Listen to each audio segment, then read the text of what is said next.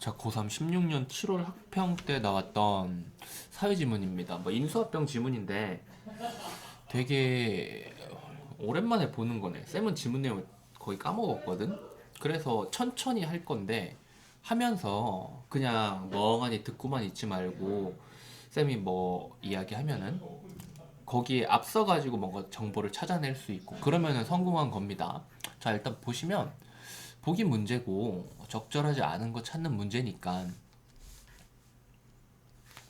일단 보기랑 발문이랑 선지 보면서 포인트를 잡아낼 수 있으면은 좋아요. 잡아낼 수 있으면 좋고, 그리고 그렇지 않더라도 적절하지 않은 거 찾는 거니까 내용일치적인 성격을 가진 선지들이 많이 있을 것이다 라고 가정을 하고 들어갑시다.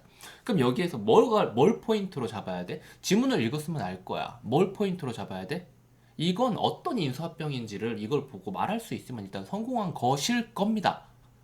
하지만 그게 안 된다는 가정 하에서 보기부터 정리를 해볼 거예요. 옆에다 좀 써볼까요? 자, 보시면 아, A 자동차 회사에서 회사를 매각하기로 했대요. 그런데 봐요. A 자동차에서 매각하고 싶어요. 그리고 얘네 경쟁 관계에 있던 B에서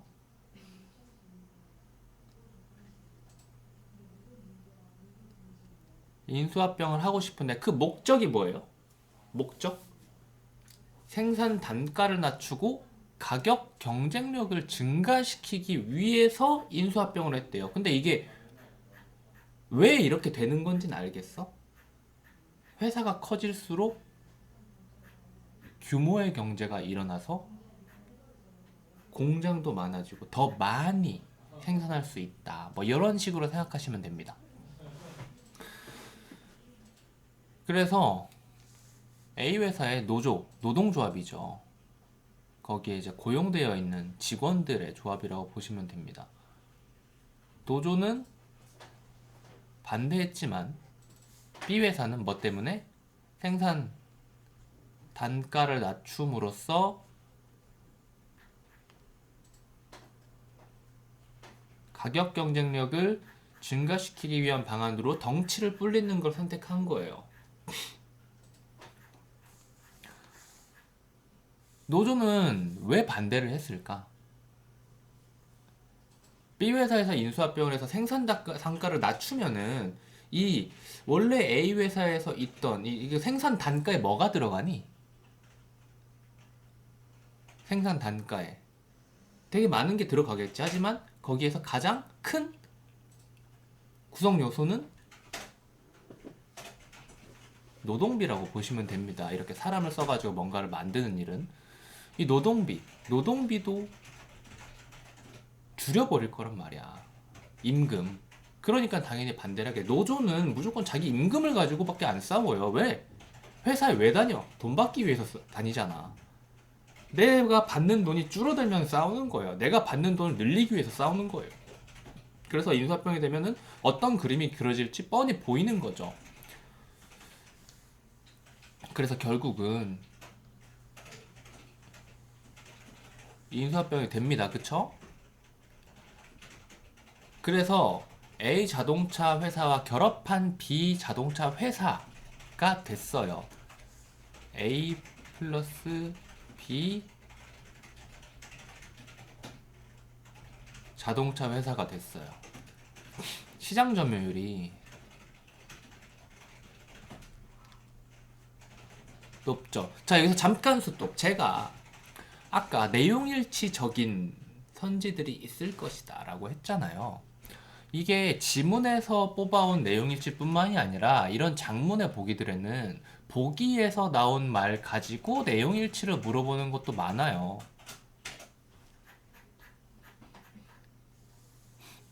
이번 선지 같은 경우에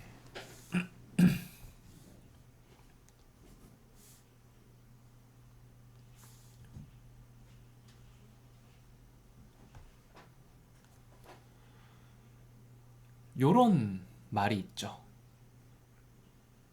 보기에는 가격 경쟁력을 증가시키기 위해 인수합병을 했다라고 하는데, 선지에서는 가격 경쟁력을 증가시켜 이익을 내려 했기 때문이겠군 이라는 말로 바뀌었어요. 근데 요거를 틀렸다는 말로 보시면 안 되고 맞는 말로 봐야 되는 이유가 뭐냐면은, 가격 경쟁력을 증가시켜 가지고 그 결과로 어떤 일이 벌어질지를 생각을 하셔야 돼요.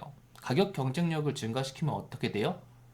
물론 하나를 팔 때 얻는 이득은 적어질 수 있어요. 더 싸게 팔 거니까.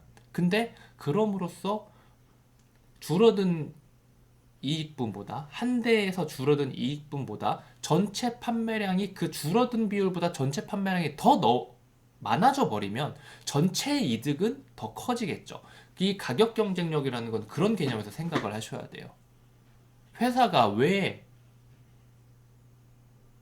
이 일을 하는가를 생각하실 필요가 없습니다. 회사는 무조건 돈을 벌기 위해서 일을 해요. 기업은 돈을 위해서 움직이는 겁니다. 그렇기 때문에 가격 경쟁력을 증가시키기 위해 인수합병을 했다라는 말 속에는 사실 이걸로 인해서 우리가 돈을 더 벌 수 있다라는 생각이 들어있는 거예요. 그런 목적이 있는 거고. 무슨 말인지 알겠죠? 그래서 이번 선지는 그냥 이렇게 맞다라고 할 수 있는 거예요.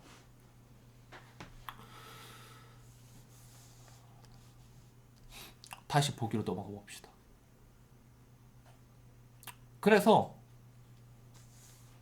이렇게 돼서 세계 1위가 됐대요. 이후 비자동차 회사는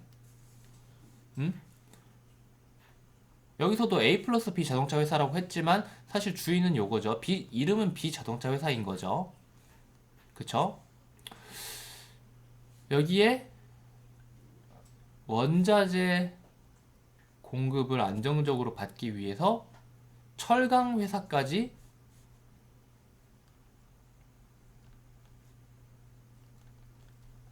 인수합병을 합니다. 그래서 결국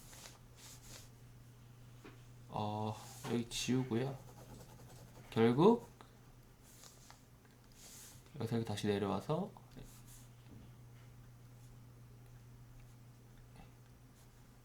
A 플러스 괄호 치고 B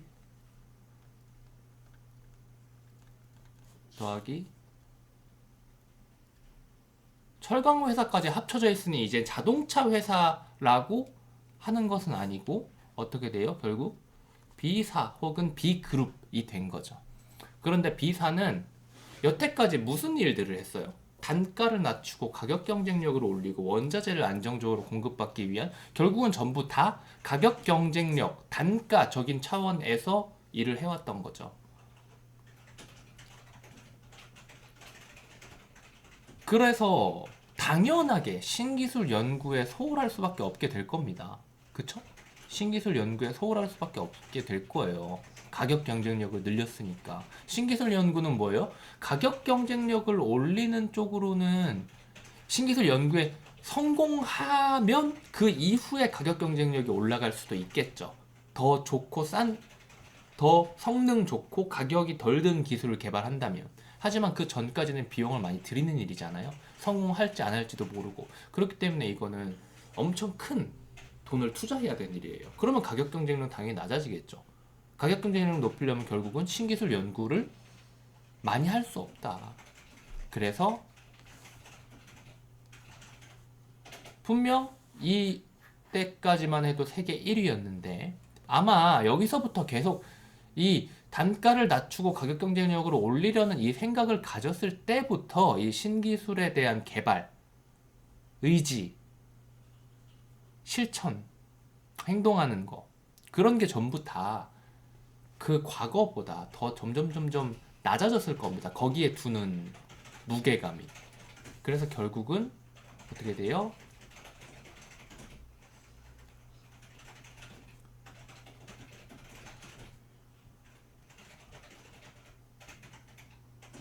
(1위) 뺏김이 되는 겁니다. 선지를 쓱 보면 뭘 물어보고 있나? 1번 선지는 다각적 인수합병을 물어보고 있어요. 그리고 후방 통합을 물어보고 있어요. 그쵸? 그리고 그 이후에 이건 어떤 인수합병인지 4번 선지는 어떤 인수합병인지에 대해서 물어보진 않지만 하나만 더 확대를 해볼까요? 그러면은 어떠한 인수합병인지 물어보진 않지만 이 인수합병이라는 거 알고 나서 그 이후에 나타나는 문제에 대해서 물어보고 있죠. 5번 선지는 뭐예요? 신기술 연구에 소홀했기 때문이군. 이거는 그냥 맞는 말이잖아.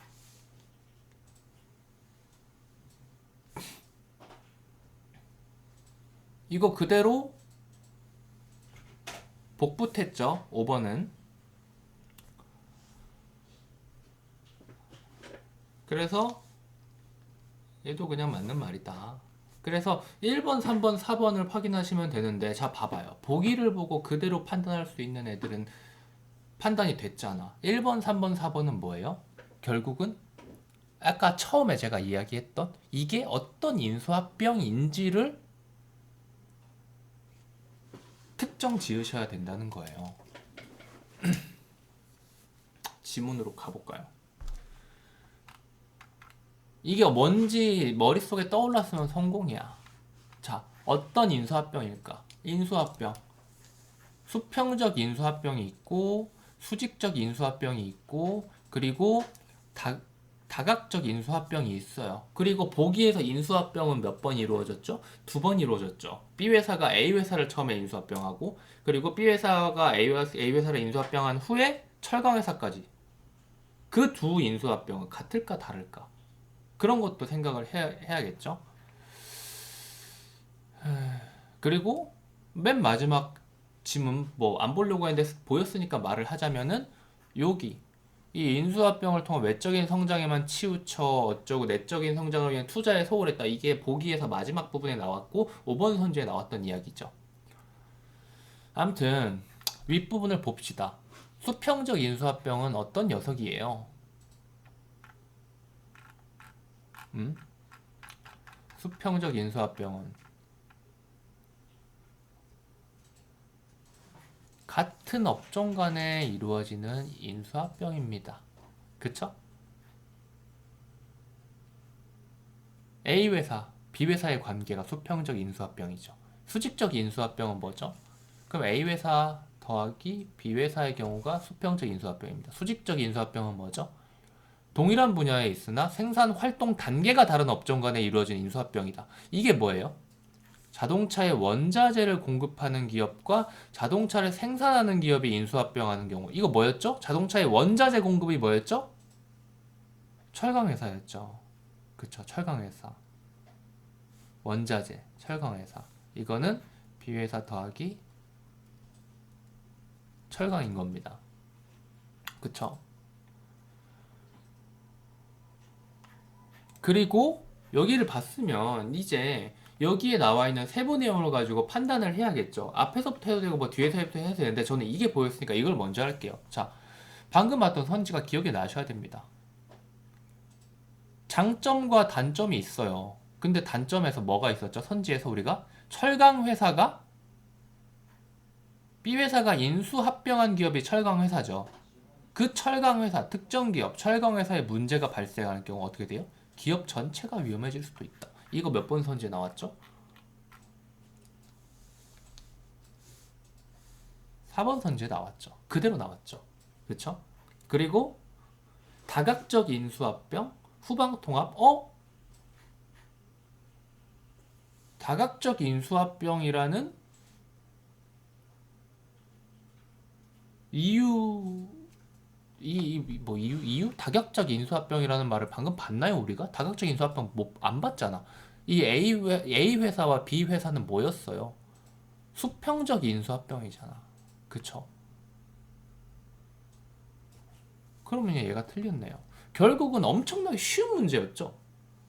어렵게 보였지만은 이 모든 것을 정리할 필요가 있었는지까지도 사실은 의문이 되는, 그쵸? 맨 처음에 제가 아까 맨 처음에 제시했던 의문 뭐였죠? 다시 원점으로 돌아가면 이 인수합병이 어떤 인수합병인지 네가 말할 수 있으면 된다 그랬지. 그걸 말할 수 있으면은 사실 이러한 과정들은 별로 필요가 없었을 거예요, 강의에서. 그렇게 해서 바로 들어갔으면 되지만은 뭐 어떻게 생각했을지 모르기 때문에 일단 다 설명을 한 겁니다. 처음으로 돌아가서 이게 어떤 인수합병이냐? 어? 수평적 인수합병이다. 그래서 이게 어떤 인수합병인지 물어보는 선지가 1번에 있으니까 얘를 봤어? 봤어? 답이 그럼 나왔네. 이러고 넘어가시면 돼요. 후방통합만 확인해 봅시다. 다각적 인수합병이 뭔지는 직접 읽어보시고 후방통합은 뭐냐? 후방통합이라는 단어. 후방통합. 후방통합. 통합의 방향에 따라 후방통합이래요. 수직적 인수합병은 이거 비회사랑 철강이었잖아. 비회사랑 철강 거 물어보고 있니? 후방통합 맞죠? 그렇다면은 이게 후방통합이 맞는가? 자동차를 생산하는 기업, 비기업, 자동차의 원자재를 공급하는 철강 기업을 통합하면은 후방통합이다. 내 뒤에, 그러니까 고객과의 거리에서 내 어떤 녀석이 뒤에 있냐? 그러니까 뭐라고 말해야 되냐? 내가 고객과의 거리를 생각을 해봐요. 자동차 생산하는 기업은 제일 최전방에 있죠. 고객과의 거리감을 생각하면 그 생산 과정에 있어서 그쵸? 최전방에 있어요. 내 앞에 다른 기업이 없어. 내 뒤에 자동차를 위해서 원자재를 공급해주는 기업이 있어요. 내가 그래서 B 기업인데 철강을 인수합병했다면 고객과의 거리를 생각을 해보면은 내가 더 가깝고 철강이 더 멀죠. 그러니까 후방통합이라고 생각하시면 될 거고요. 철강 회사가 만약 자동차 회사를 인수합병했다면 고객과의 거리가 자동차 회사가 더 가깝죠. 완성품. 그쵸? 그러니까 앞에 있는 놈 전방 통합을 했다. 이런 식으로 생각을 하라는 것 같아요. 그쵸? 그래서 얘는 후방 통합이 맞습니다. 이렇게 해서 답을 냈지만 시간은 뭐 지금 17분 이렇게 걸렸지만은 사실 다시 강조를 할게요. 이게 어떤 인수합병인지 내가 말할 수 있었다면 그래서 그 인수합병을 다시 가서 한번 읽어보고 선지를 풀어야겠다 생각했으면은 얘는 운이 좋게도 5개 중에서 하나, 5개 중에서 첫 번째 선지에서 답이 나오는 녀석이기 때문에 엄청 쉽고 빠르게 풀 수 있었다 이겁니다. 오케이. 그래서 보기를 잘 뭐라고 해야 되냐 머릿속에서 잘 정리하고 이게 무엇을 이게 지문과 지문의 어디와 연결이 되어 있을지 생각할 수 있는 능력을 기르시는 게 중요합니다. 여기까지 할게요.